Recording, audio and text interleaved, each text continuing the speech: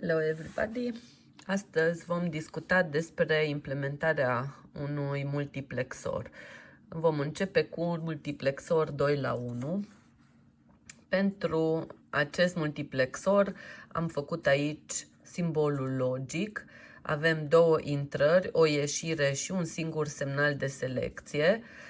Pentru a selecta cu ajutorul acestui semnal de selecție a câta intrare se vede pe ieșire. Cu alte cuvinte, acest circuit implementează un if. Vedem, dacă selecția este 0, atunci Y ia valoarea X0, altfel Y ia valoarea X1. Și putem vedea din această propoziție faptul că ieșirea de fapt depinde de valoarea semnalului de selecție. Modul în care funcționează circuitul este determinat de acest semnal de selecție și de aceea selecția este o intrare funcțională. Iar X0 și X1 putem vedea, ele nu influențează modul de funcționare, ci doar valoarea ieșirii și atunci aceste intrări le vom considera ca fiind data inputs. Și am scris atunci acest tabel de adevăr doar în funcție de selecție și vedem atunci valoarea X0 și X1 a intrărilor se pun direct în tabelul de adevăr ca și variabile înglobate. Da? Și vedem acest lucru se poate scrie la fel, sub formă de ecuație, și anume când este Y adevărat. Când este Y adevărat? Păi Y este adevărat în ambele circumstanțe, deoarece și X0 și X1 sunt variabile. Și atunci pot lua și valoarea 0 și valoarea 1. Și atunci, când este Y adevărat? Când selecția este 0 și X0. Sau când selecția este 1 și X1.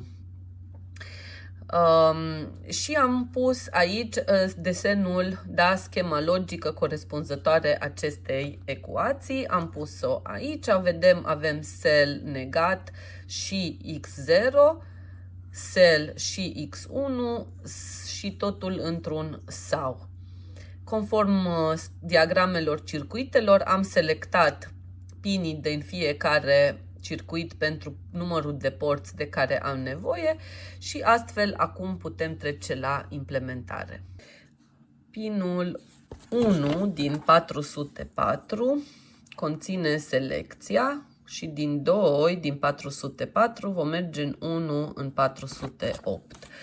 Deci avem un semnal de selecție, vom merge cu el de pe pinul acesta, de pe switch în pinul 1 din 404, după care din pinul 2 vom merge în 1 în 408. Pe pinul 2 în 408 avem X0, deci pe pinul 2 din 408 avem X0. Să zicem, luăm astea de aici, da? Din 408 avem X0. Pe pinul 4 în 408. Pe pinul 4 în 408 intră tot selecția. Voi lua tot un fir roșu și de pe aceeași coloană vom duce pe pinul 4 încă o selecție. Pe pinul 5 va intra X1. Voi folosi verde.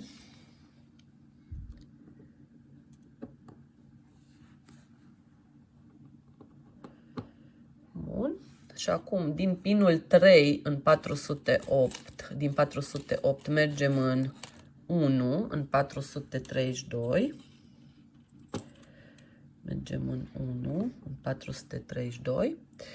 Din pinul 6 din 408 mergem în 2 în 432 și de pe 3 vom avea ieșirea. Din 432 mergem la un LED. Ok. Și acum să testăm circuitul. Cum funcționează încă o dată? Dacă selecția este 0, pe ieșire trebuie să vedem X0.